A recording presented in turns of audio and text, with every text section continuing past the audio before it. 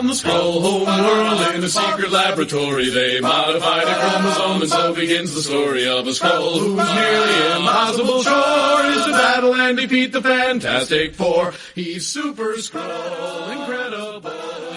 He's as easy and... Muy buenas, Skrulls. Hacía mucho tiempo que no pasábamos por aquí. Ya sabéis que últimamente hemos estado más metidos en el mundo YouTube, sobre todo George Michael y Daniel Brühl, pero bueno, hay veces que viene bien volver a los clásicos, recuperar un poco sensaciones, y en esas estamos, en esta especie de mundo Skrull clandestino. Como ya estáis escuchando, va a haber poco montaje de sonido, no vamos a meter música ni nada, simplemente va a ser una conversación con Cristian Leal, al que saludamos ahora mismo, para hablar acerca de algunos de los últimos estrenos, de algunas de las últimas películas que hemos podido ver en el cine, y así retomar un poco también la actualidad. Cristian, ¿qué tal estás? Hola, buenas, ¿qué tal, Skrulls? Pues bien, con ganas de haber vuelto otra vez aquí. Y con ganas, entiendo, de meter un poco de caña, porque vamos a tener un poquito de todo hoy. Sí, a meter un poquito de caña, sí. Eso siempre viene bien. Así que, bueno, para resumir, vamos a hablar acerca de Reminiscencia, la película dirigida y escrita por Lisa Joy, con Hugh Jackman como principal protagonista. Hablaremos también de Shang-Chi, la última propuesta de Disney y Marvel Studios. Pondremos también nuestra atención en el remake, reboot, ahora nos explicará Cristian, de Candyman, con parte del guión de Jordan Peele. Hablaremos también de Free Guy, la película de Ryan Reynolds, esta propuesta que quedó a caballo entre Fox y Disney. Justo antes de empezar a rodarse fue cuando se fraguó y se firmó el acuerdo, de ahí que hubiera luego a posteriori algunos cambios en la historia. Bueno, una película que entra en el mundo de los videojuegos, y creo que no se me escapa ninguna película más. Si luego en otro tiempo comentaremos también quizá algún videojuego o algún cómic, pero bueno, lo principal es el comentario de estas películas, y ya sin más dilación nos vamos a meter con Reminiscencia. Así que, Cristian, cuéntanos un poquito cuál es la sinopsis, ese plot de la película de Lisa Joy. Bueno, pues Reminiscencia se sitúa como en un mundo que tras una guerra ha quedado sucumbido parte de él como por el mar, por el agua, y por un calor asfixiante. Por eso la vida básicamente se desarrolla durante la noche en la película de Lisa Joy, y cuenta la historia del personaje de Hugh Jackman, que tiene una empresa en el cual la gente puede recurrir a él para rememorar recuerdos pasados en los que eran felices, o rememorar algún punto que le gustaría, o incluso, como es el desencadenante de la historia, tener un recuerdo para encontrar alguna cosa, ¿no? Ya sean unas llaves o cualquier cosa, ¿no? Le ayudan a saber qué es lo que estaba pasando y dónde puede haberse perdido aquella cosa. Lo que pasa es que todo esto se acaba tira como un poco en bola hacia adelante, y termina como una investigación súper profunda de una mujer desaparecida, con mafias por el medio, con controlar la zona que no está más inundada con la que sí. Bueno, hay un lío tremendo, y al final es eso, ¿no? Es como la búsqueda a través de los recuerdos de una persona que pensabas que estaba desaparecida. Claro, por ir ya concretando y matizando un poco, lo que comenta de la guerra me parece muy interesante, porque creo que si un gran valor tiene Reminiscencia es el contexto, es el mundo que plantea, porque lo que da a entender es que se ha producido una guerra, pero porque ha habido una subida del nivel del mar. Estamos en un tiempo futuro en el que el calentamiento global es una realidad catastrófica, y la acción se sitúa en Miami, si no me equivoco, una Miami que ha sido prácticamente engullida por completo por la crecida del nivel del mar.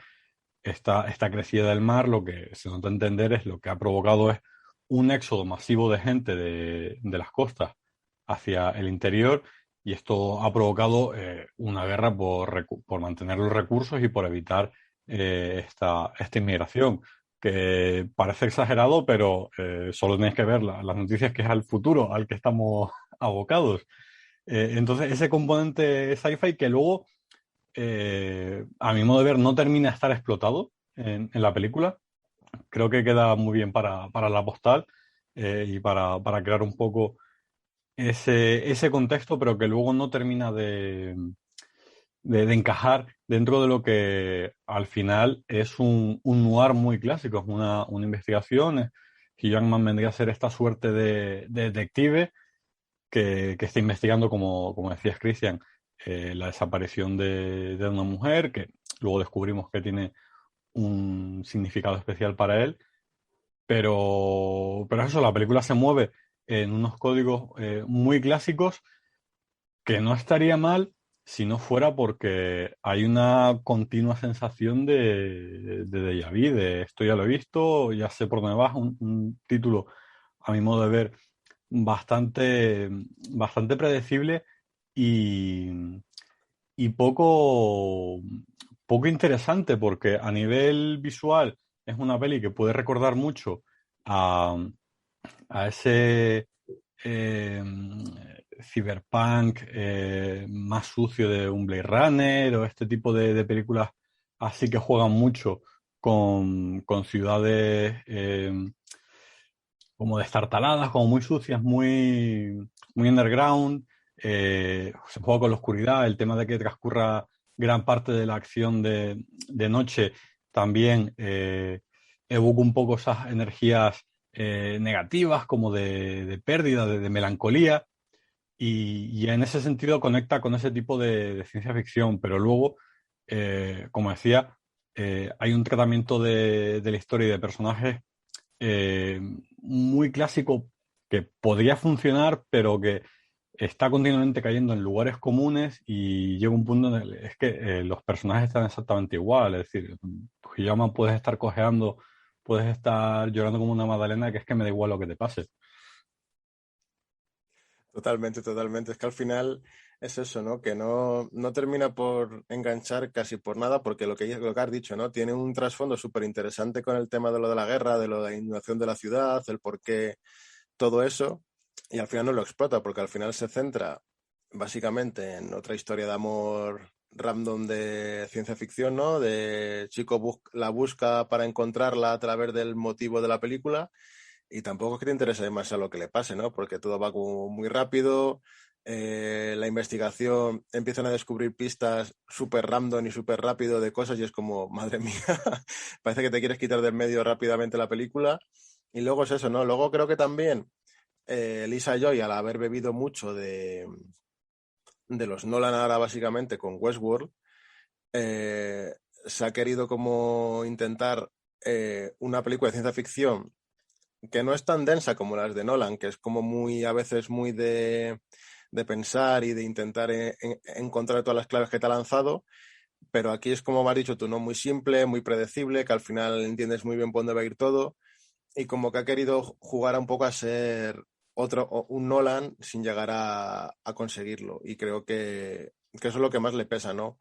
Todo esto, y que luego los personajes, pues que tampoco es que sean unos personajes que digas, wow, empatizo con ellos, me gusta cómo están definidos, no, porque básicamente son los cuatro estereotipos de todas las películas de ciencia ficción que te puedes encontrar en cualquier plataforma, y con sus principios bien marcados, y que tampoco te atrae sobremanera. Y luego lo que dices tú, ¿no? Estás con una investigación noir, luego creo que contamos dos secuencias de acción que están horriblemente filmadas,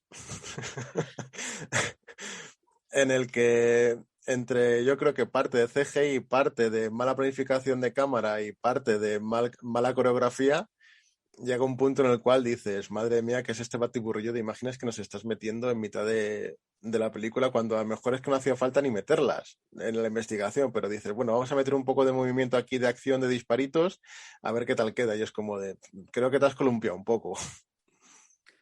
Sí, yo creo que al final, sobre todo, si no el principal problema, pero uno de ellos, que ya lo ha señalado, es que todo es demasiado canónico. Es decir, eh, tanto la historia como los personajes están muy encorsetados al arquetipo que representa el héroe, la femme fatale, eh, el villano, el tal, y son incapaces de mostrar ningún tipo de aristas o matiz, y a nada que conozcas un poco el género y las reglas del mismo, te vas a sentir defraudado porque no intenta ofrecer nada más, no hay un intento de, vale, estas son las reglas, las conocemos todos, pero vamos a jugar con ellas. Es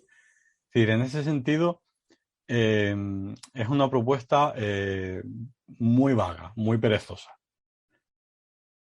Totalmente, totalmente. Es que tampoco se ha querido matar demasiado en intentar hacer algo diferente. Ha cogido lo del tema de los recuerdos, que dije, vaya, Memento. Cuando lo de los recuerdos en Mementos lo llevaba mejor Nolan, y dije, bueno, pues venga, va, tiramos con lo del tema de los recuerdos y tal.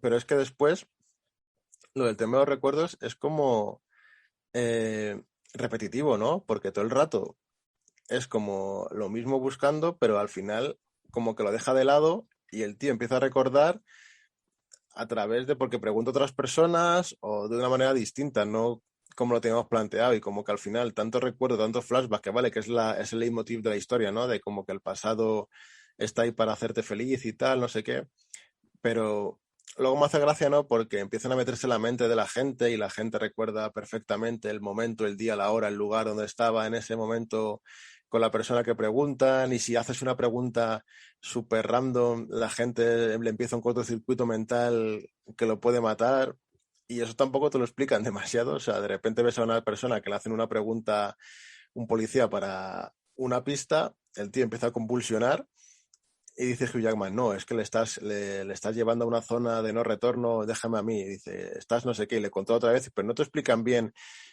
el por qué pasa eso, por qué lo hacen. O sea, es todo como muy ligero, súper rápido, y como que tú tienes que supuestamente entender que es que le han hecho una pregunta que a lo mejor a esa persona pues le crea conflicto mentalmente y dice, me muero. Y al Bueno, final, ahí no me seas tiquismiquis, Cristian. bueno, yo soy tiquismiquis porque hay cosas que prefiero que me expliquen.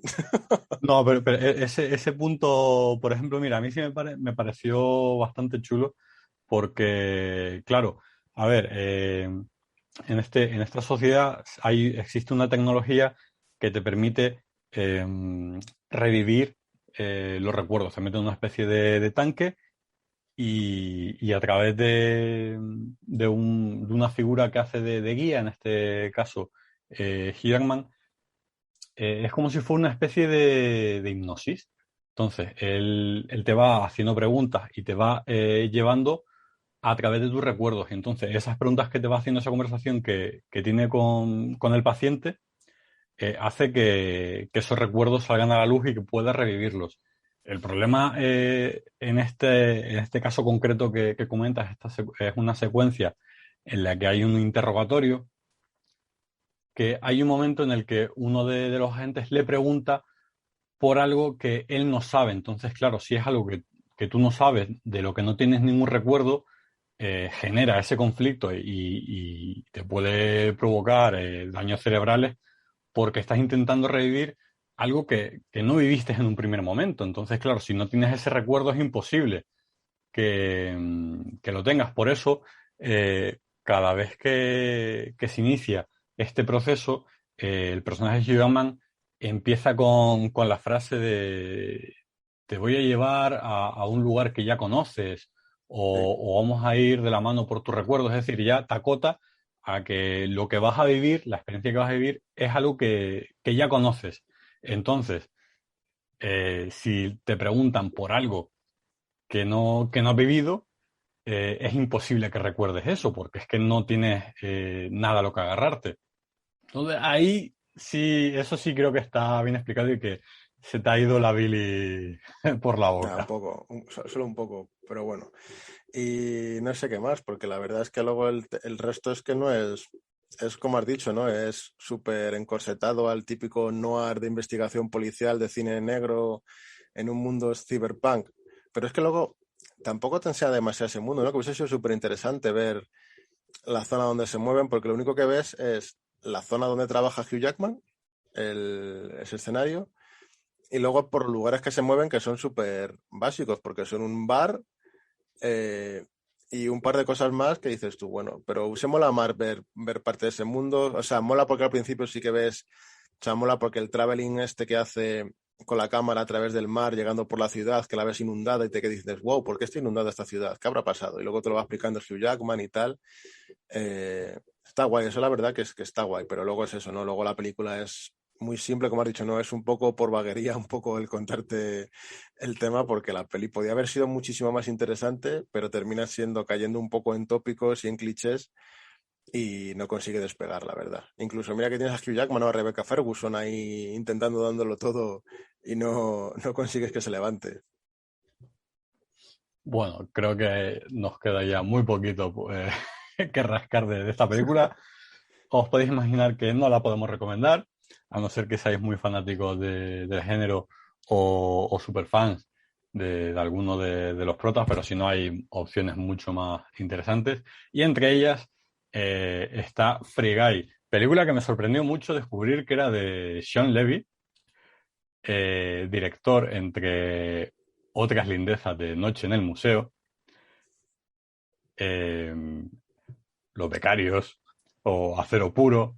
De hecho, de Noche en el Museo es el director de las tres partes. Dos en casa, La Pantera Rosa, es decir, un tipo que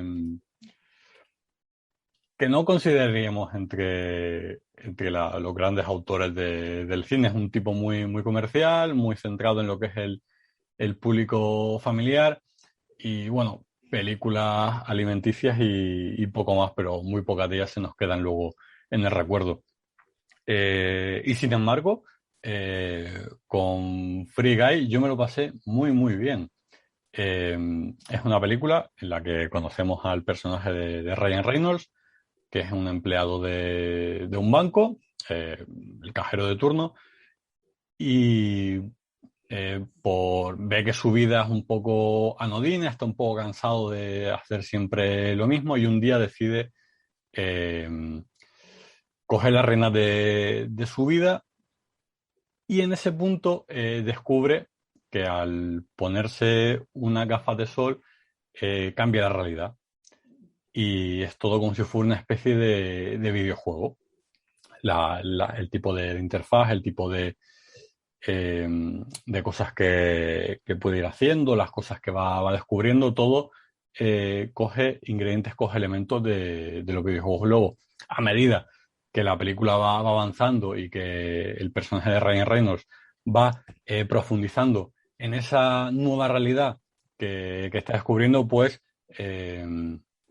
vemos que las cosas van mucho más allá, que la realidad no es tal, que hay diferentes capas. No quiero hacer tampoco demasiado spoiler, a pesar de que la película lleva ya 3 semanas, si no me equivoco, ya en cartelera. Pero bueno, es un título que en ese sentido coge muy bien lo que son los elementos, los tropos de, del sector del videojuego y lo sabe adaptar muy bien a una historia de ficción. Y me parece muy chulo porque esto lo he hablado con Cristian antes de entrar en antena, antes de conectarnos, que Free Guy es el ejemplo de que el cine adapta mucho mejor lo que es el videojuego como medio. Es decir, salen muchas mejores historias cuando se cogen los elementos del mundo del videojuego a cuando se intenta hacer una adaptación de un videojuego per se. Está Free Guy. Pensemos, por ejemplo, en Romper Ralph. Pensemos en Tron o en Tron Ready Player Legacy. One. En Ready Player One. Cuando es eso, es mucho más interesante y se capta mucho mejor la esencia del videojuego. Cuando se habla del medio en sí, cuando se crea una historia original que, vale, Ready Player One es una adaptación de una novela, pero bueno, ya me entendéis, cuando lo que se pone en pantalla es el medio en sí y sus elementos, a cuando se hace una adaptación de un videojuego. No hace falta hablar de Super Mario o de Sonic. Tenemos Assassin's Creed. Tenemos, por ejemplo, Resident Evil, que al final Resident Evil ha conseguido o consiguió sobrevivir porque pasó del videojuego por completo y se convirtió en una película de monstruos de serie B. Pero eso, pensad en adaptaciones de juego, cualquiera de las dos adaptaciones que ha habido de Tomb Raider. Hay una barrera en cuanto a la hora de trasladar el mundo de esos videojuegos, de esas propuestas en concretos a la pantalla, que no existe cuando lo que se adapta es el modus operandi, la forma de relacionarse de los muñecos, de los personajes en un videojuego. No, no, estoy totalmente de acuerdo. Creo que es que adaptar un juego que ya de por sí tiene una propia historia, una propia integridad suya y propiamente en un medio que lo que lo hace posible es complicar luego adaptarlo a la pantalla. Fíjese Tomb Raider, ¿no? Con su reboot, que lo intentaron con la peli de Alicia Vikander, pero tampoco funcionaba porque al final Tomb Raider al final las de Indiana Jolie sí que bebían un poco porque eran aventuras como los primeros Tomb Raider, que era básicamente una excavadora de tumbas que buscaba cosas y las Tomb Raider de Indiana Jolie básicamente era eso. Pero el reboot que hizo después Square Enix con Crystal Dynamics y se adaptó con Alicia Vikander, es una peli en la que te instauraban a sobrevivir en un mundo. O sea, te daban una piqueta y un arco y tú te tenías que buscarte la vida sobreviviendo como pudieses a un mundo hostil. Y al final ves tú el reboot y el de Alicia Vikander y no tiene nada de el nuevo Tomb Raider. O, por ejemplo, adaptar Assassin's Creed es súper complicado, porque Assassin's Creed al final se basaba en muchas ideologías, te contaba la historia de un credo de asesinos, en un pasado a través del futuro, pero de repente la película que nos trajeron con Michael Fassbender, lo único que bebía del era Abstergo y su máquina, el pasado al que viajaba y un poco el fruto de la vida, que era lo que buscas en los videojuegos, pero el resto de la historia no tenía nada básicamente de Assassin's Creed. Vale, sí, le metías la daga oculta en la manga y hacías tú, mira, tenemos al asesino, pero el resto de la película no tenía nada que ver con la historia. Y luego me está acordando cuando has dicho Super Mario, de aquella adaptación mágica, maravillosa, magistral que nos trajeron hace muchos años de Super Mario Bros., en el cual sigo pensando que se habían fumado, con perdón, para adaptar así Super Mario. Vale que es complicado adaptar Super Mario, pero la forma en la que lo hicieron era bastante random. Básicamente porque tú tenías que intuir que el dinosaurio aquel era Yoshi, luego el hongo, las setas, el hongo ese era las setas y tu madre mía la que os estoy montando aquí. Pero bueno, hablando de adaptaciones, sí que hay una adaptación que a mí personalmente me gusta, aunque al final se le pueden sacar muchos peros, que es la de Silent Hill, la primera Silent Hill que se adaptó. Creo que supieron coger bastante bien la idea. Luego sí que es cierto que va todo muy rápido y al final no te explican demasiado y que el juego es mucho más inmersivo porque los juegos al final duran muchísimo más. Pero sí que supo captar un poco la esencia del videojuego, ¿no? La segunda ya se le fue la olla porque ya se fue completamente el tino. Y lo que has dicho, ¿no? Resident Evil, la primera parte sí que intentó beber mucho del videojuego, ¿no? Ser un poquito más una peli de terror y en parte acción. Pero a partir de la segunda, cuando metes a Némesis y ya eso se convierte en una peli de perseguirse, liarse a tiros, escenas de acción, que ríete tú de Misión Imposible y de alguna película así alocada, y tampoco adapta nada, pero lo que has dicho es cierto. Creo que adaptar un juego es muy complicado y al final no consigues el resultado que buscabas, pero sí que coger el medio, hacer una historia mejor, propiamente fuera de ese contexto y que adaptar ese medio creo que funciona en Free Guy, por ejemplo, en Ready Player One, aunque al final se basa en un libro, al final el libro coge partes de los videojuegos, los describe, los hace y los traslada. O sea que creo que es básicamente lo mismo y creo que funciona bastante bien. El problema es eso, tener ya una historia, querer ampliar la historia de alguna manera o contar algo nuevo y no tener en parte la idea de cómo hacerlo. Y creo que ese es el principal fallo que tienen todas las adaptaciones de videojuegos, que fallan en eso, ¿no? Que quieren como ser algo más de lo que un buen entretenimiento, llegar mucho más, y creo que eso falla bastante. Sí, ya por ir cerrando también con Free Guy y por centrarnos un poquito en la peli, eso al final es una propuesta con mucha acción, el componente de ciencia ficción que le imprime el universo de los videojuegos, tiene también mucho elemento de comedia y me parece interesante que es un título que a la gente que está más metida en el mundo del videojuego, ya sea como profesionales o como usuarios, los gamers, le sacan eh, mucho, le sacan mucho más, son mucho más defensores de la película y le ven todas las bondades que tiene a gente que es ajena al mundo de los videojuegos y que no conoce también estos códigos y que la critican precisamente por eso, porque al final pues no deja de ser más de lo mismo, tal, no sé qué, y olvidan precisamente este juego que hace la película con el género y con el medio. Posibles referencias que tiene la peli para que os hagáis un poco la idea de tanto del tono como de cuáles son las intenciones. Se habla mucho, por ejemplo, del show de Truman. Matrix podría ser otra película con la que se podrían establecer conexiones en cuanto a la situación del protagonista y el mundo en el que se mueven. Incluso yo vi ciertas relaciones con una parte de Cabin in the Woods. Es decir, es una película que juega mucho con la comedia, con lo que es eh, la realidad dentro de la ficción, que esto, del superponer diferentes mundos y que siempre hay alguien detrás haciendo algo. Entonces, pues eso es una película que a nivel narrativo es bastante más compleja de lo que puede parecer en un primer momento. Y bueno, es que Ryan Reynolds es un tipo muy divertido, que le queda muy bien el personaje, este prototipo de Lelo, que a base de golpes va descubriendo la realidad del mundo, pues le queda muy bien.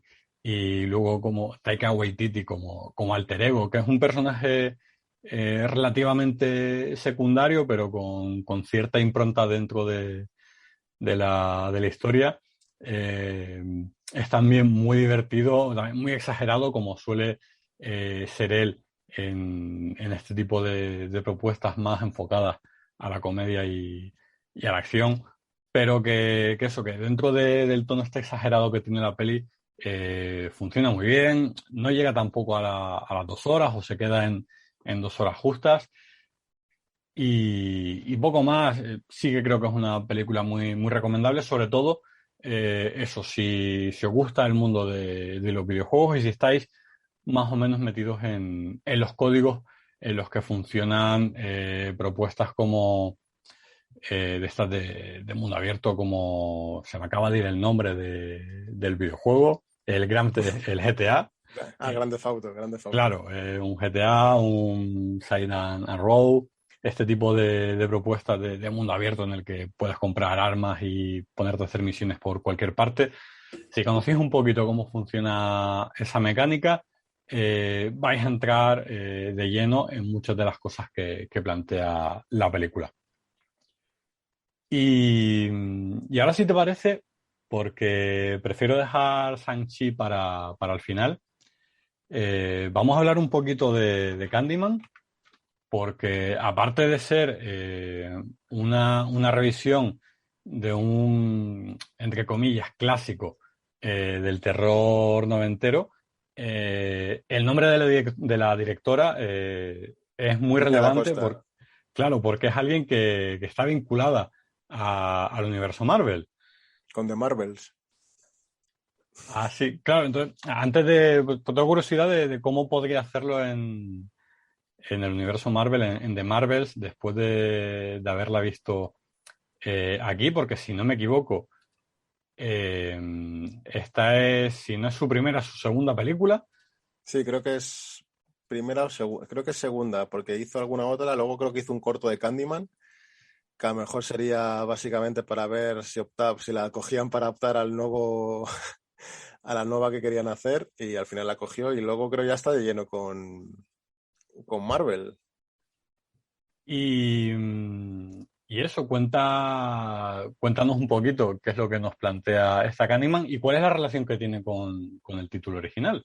Bueno, antes de eso, me hace curiosidad ver esto porque aparte luego tenemos a Chloe Zhao con Los Eternos, que es otra directora que creo que le va que pasa como con Nia Da Costa, ¿no? Que no están dentro de su mundo de cine habitual, ¿no? Porque Chloe Zhao con The Rider o con Nomadland es una persona que se centra mucho en lo visual, en grandes espacios, en contar historia de personajes como atormentados un poco y sobre un poco de denuncia social, ¿no? Un poco en el cine de Chloe Zhao.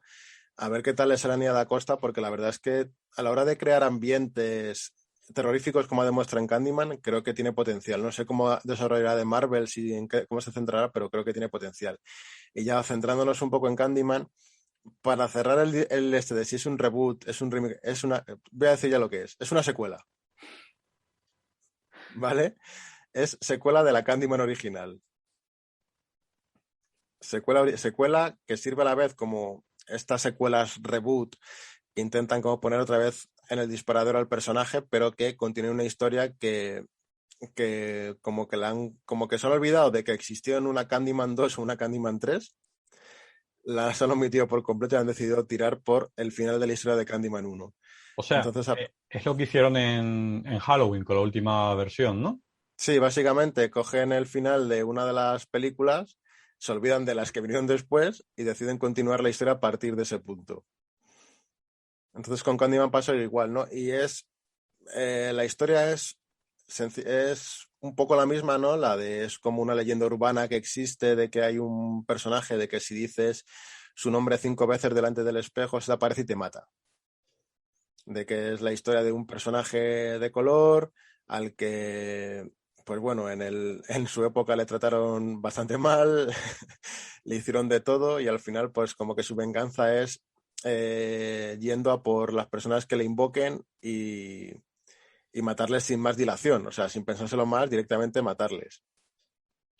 Lo que pasa es que en esta Candyman sigue esa parte de dices mi nombre 5 veces en el espejo, aparezco y te mato, pero le han metido un toque de denuncia social y del Black Lives Matter con todo el tema que está viendo. Sobre todo cuando ves que detrás está del guión y un poco la producción está Jordan Peele, que básicamente sus dos películas, Get Out y Nosotros, son una película en la cual hace una denuncia radical al supremacismo blanco y al cómo se trata a las personas de color.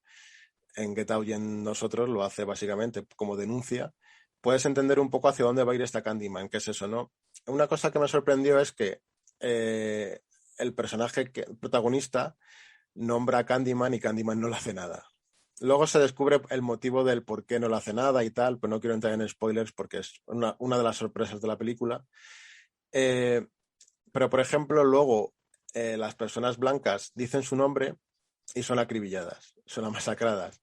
Pero justo la casualidad es que todas las personas que mueren son gente que ha tratado mal al protagonista, a su pareja o a gente de color que les ha tratado mal. Entonces, Candyman se ha convertido como en un personaje del mundo de terror que iba sembrando el caos y el miedo y las muertes por donde iba, como en una especie de héroe de la gente de color a la que va a salvar.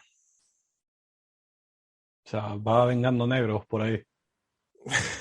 Bueno, con ese tono que acabas de decir, no tanto, Pero es una persona que es un personaje en el cual la película dura como 90 minutos y todo el mundo que le nombra es simplemente el protagonista que es de color, que no me sé el nombre porque es un nombre muy largo y muy complicado de decir, no me sé el nombre, pero si habéis visto la serie de Watchmen, es el personaje que hace el Doctor Manhattan, el protagonista de Candyman. Y Luego Manta, de Aquaman. Sí, Manta de Aquaman. Luego su pareja es Mónica Rambeau, de la nueva personaje del universo Marvel, que justo, mira, qué casualidad, de que va a ser coprotagonista en The Marvels, que dirige Nia Da Costa. Pero es eso, no, creo que la película trata ese tema. Creo que el cine de terror últimamente me gusta más porque ha dejado ya los jumpscare y el terror puro de un lado y sí que te mete terror, pero a la vez intenta meterte como crítica social, meterte ciertos temas que están de actualidad y lo hacen bastante bien. Y luego aparte, Nia Da Costa tiene algo muy, muy guay, que es que sabe construir muy bien secuencias. La película no tiene ni un solo jumpscare, para que lo sepáis. O sea, tiene que a lo mejor que aparece un personaje por detrás así como la sombra, pero no tiene de repente el típico de que abres una puerta y salta algo para pegarte el susto que no te esperabas. Creo que todo lo hace por el ambiente y cómo rueda, cómo posiciona la cámara, cómo juega con las luces, cómo juega con las sombras, con el misterio detrás de las paredes o de ciertas cosas. Y creo que lo hace bastante bien y sabe crear ese ambiente que es lo que pide la película, ¿no? Un ambiente molesto, que no sea cómodo y dándole ese toque al terror sin necesidad de recurrir al jumpscare fácil. Y luego lo añade todo con la crítica social y creo que la película funciona bastante bien. Creo que dentro del temor, porque yo cuando fui a verla iba con el temor, digo, buah, revisión de Candyman, tampoco es que la primera sea súper mega recordada como una película de culto, una película clásica, y dices tú, esto la han metido como como todas a veces estos reboots, remakes que hacen como para revivir algo del pasado que dices tú, ¿qué necesidad había de hacerlo? Pues iba con ese miedo y de repente la vi y dije, wow, al final me ha sorprendido para bien, porque no es lo típico que pensaba. Y luego te llevas la sorpresa de que es secuela de Candyman y que no es directamente un reboot, un remake, sino que es secuela que, como has dicho tú, que intenta jugar como en la liga de Halloween, de ser como secuela de lo que pasó en lo anterior, pero a la vez como para nuevas generaciones o nueva gente que vaya a ver este clásico, empezar como de cero, porque tú, por ejemplo, ves Halloween y rápidamente al principio te resumen fácilmente quién es Michael Myers y qué relación tiene con la protagonista. Y al final, pues tú la ves y no hacía falta haberte visto 18 entregas de Halloween pasadas. Entonces creo que Candyman puede funcionar así. No sé si continuarán en el futuro con secuelas de Candyman o no, o si se va a quedar aquí. Pero creo que por ahora si continúan bien, si no, también bien, porque creo que la película funciona muy bien como independientemente con la crítica que quiere hacer y la historia que quiere contar. Y dura 90 minutos. Hombre, eso a mí ya me lo has vendido solo diciendo que duraba 90 minutos. Bueno, No, 90 nada más. minutos con créditos, creo. O sea, que dura algo menos, ¿eh? Pues eso hay que tenerlo muy en cuenta. Y nada, vamos ya con Sanchi y la leyenda de los 10 anillos. Volvemos a tener un director venido del mundo independiente. Hablamos de Destin Daniel Cretton, que es el director por ejemplo, de Las vidas de Grace o del Castillo de Cristal. La última película que dirigió justo antes de meterse con Sanchi fue Cuestión de Justicia, esta película de abogados protagonizada por Michael B. Jordan y Jamie Foxx. Y bueno, viendo las películas que tiene, yo me esperaba cierto cameo dentro de la película que, que no se ve tal cual, pero bueno, uno espera, uno de esas cosas que no siempre se cumplen. No vamos a decir quién es por si acaso para no hacer spoilers innecesarios. Y bueno, aquí os podéis imaginar lo que nos vamos a encontrar. Es otra película Marvel sin más. Ha habido mucho ruido alrededor de la película acerca de dos frases o de dos conceptos que se han malinterpretado. Uno es el que es una película que supone un experimento, es una experimentación dentro del universo Marvel.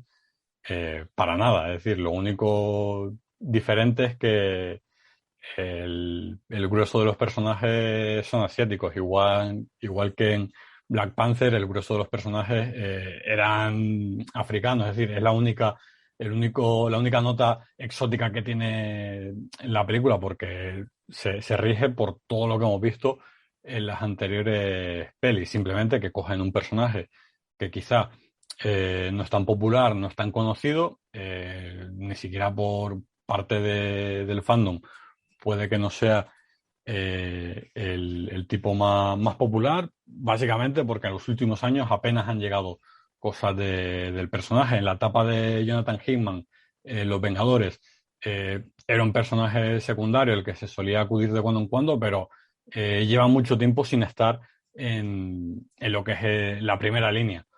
Pues por ahí, vale, se puede entender un poco la experimentación de coger un personaje del que no tenemos ni pajolera idea.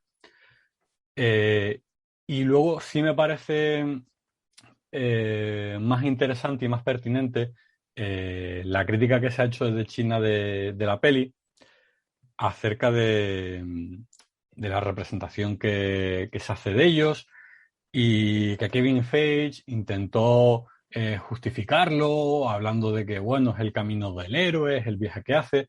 La crítica partía de que se presenta un protagonista que huye de su pasado y que intenta esconder su herencia china, es decir, como que es alguien que se va de China a Estados Unidos y que intenta esconder toda esa herencia cultural que tiene, y que no está, no que no esté orgulloso, pero que tampoco, que sí, vamos, que si puede pasar desapercibido y la gente no lo relaciona con alguien nacido en China y que parte todo ahí, pues mucho mejor.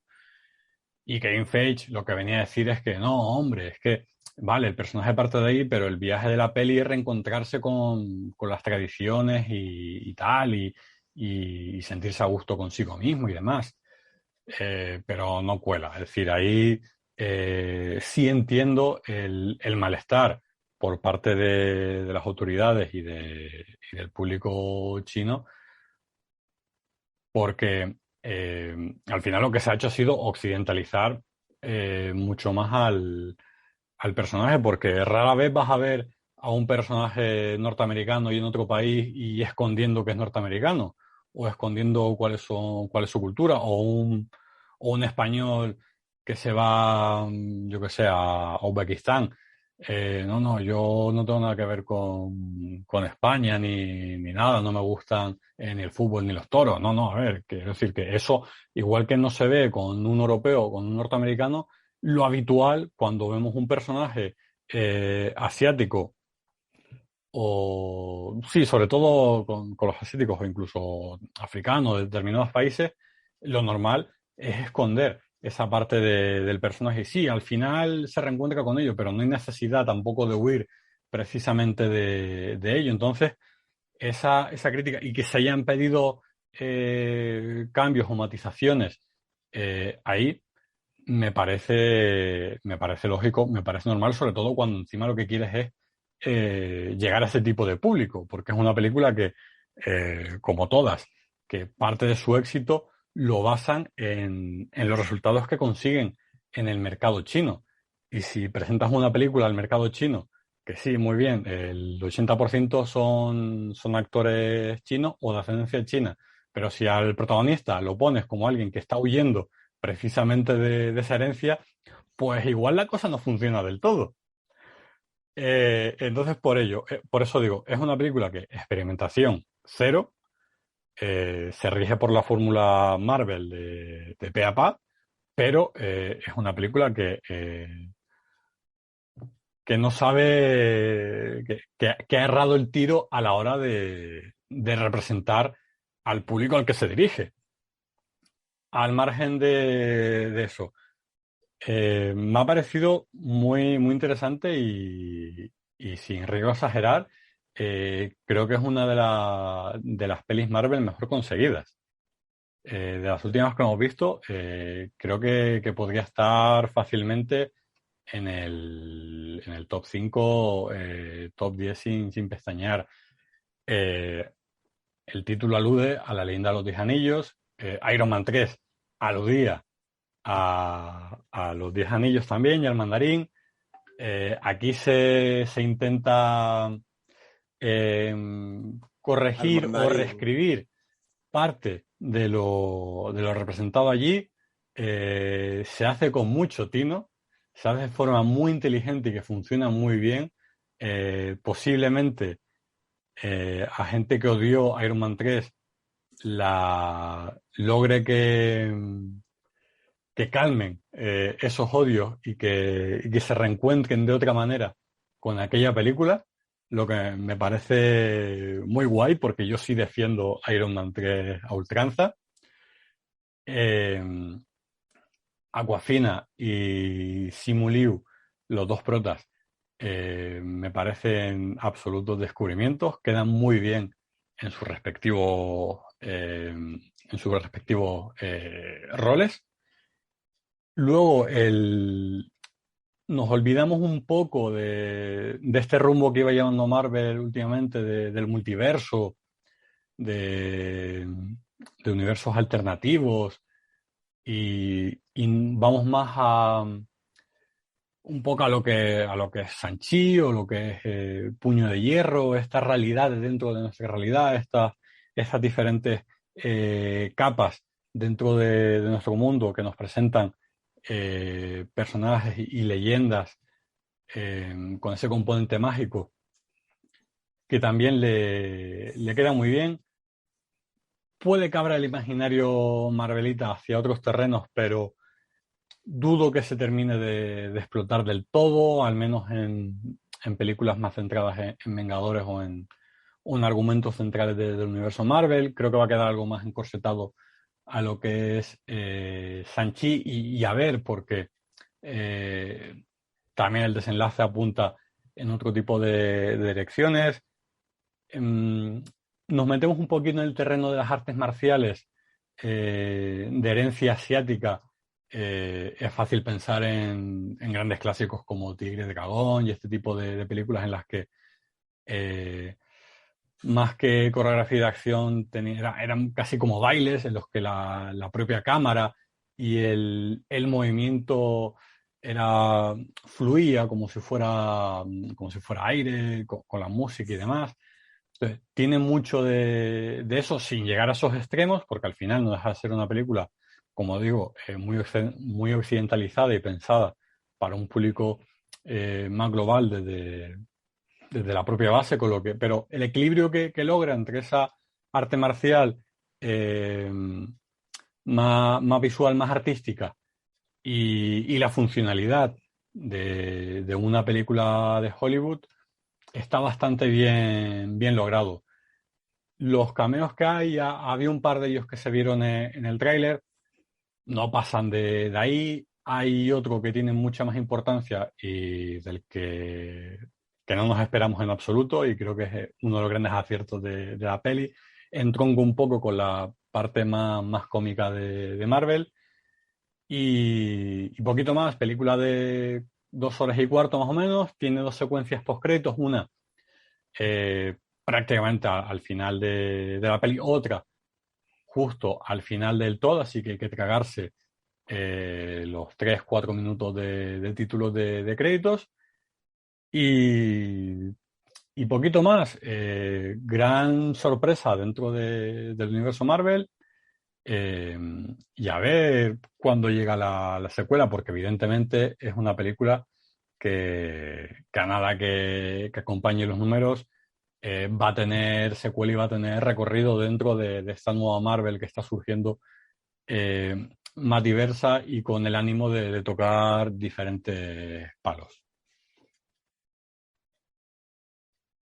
Muy interesante, o sea, yo tengo muchas ganas de verla, tengo porque soy muy fan del Bushia ese estilo de cine, ¿no? De este tipo de, como has dicho, ¿no? Tigre y Dragón, de Hero, de estas películas en las que las coreografías eran lo más destacable, importante dentro de su trama, y tengo muchas ganas porque el tráiler me llamó muchísimo ver cómo lo ejecutaba, ¿no? Las secciones de combate, porque yo que sé, estamos acostumbrados a ver los combates del Capitán América, Iron Man o Thor, que es violencia y músculo puro.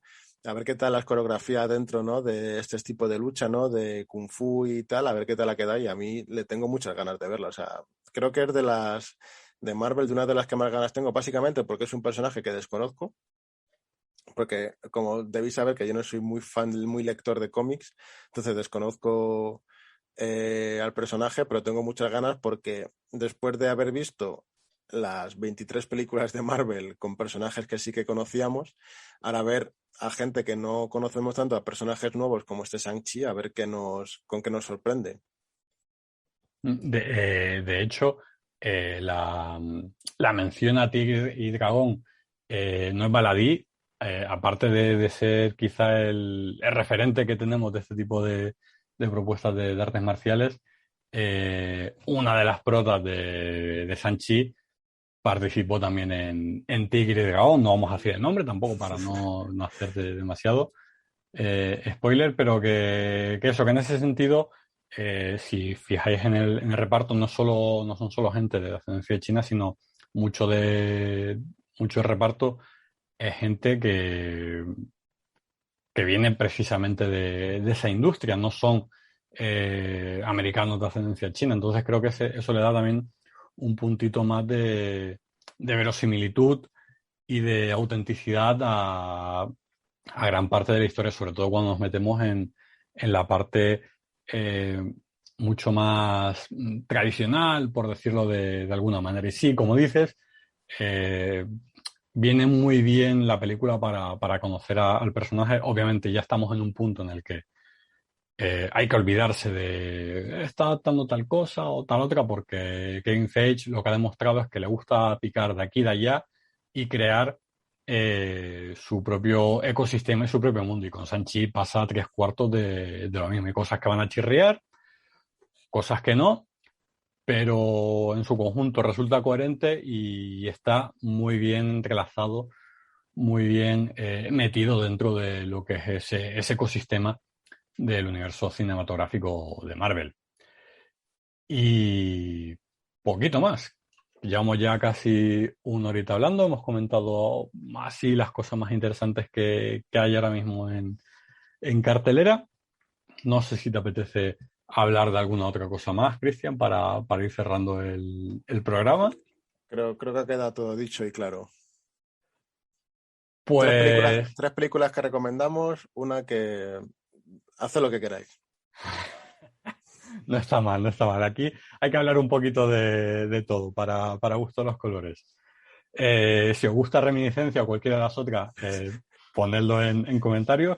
Si nos gusta también. Y bueno, para ir calentando motores, para ir desempolvándonos un poquito, ha venido muy bien esta grabación. Y poquito más os emplazamos al próximo programa, que esperemos que sea pronto. No estamos muy seguros tampoco de cuándo ni de cuáles serán los contenidos. Seguramente el próximo programa lo enfocaremos más al tema de videojuegos, o incluso a lo mejor de alguna lectura, y dejaremos un poco el cine un poco más de lado. Pero bueno, cualquier sugerencia o idea es bien recibida. Cristian, muchísimas gracias por acompañarnos en este ratito. Nada, gracias a vosotros por invitarme. Y a vosotros, Skrulls, hasta la próxima.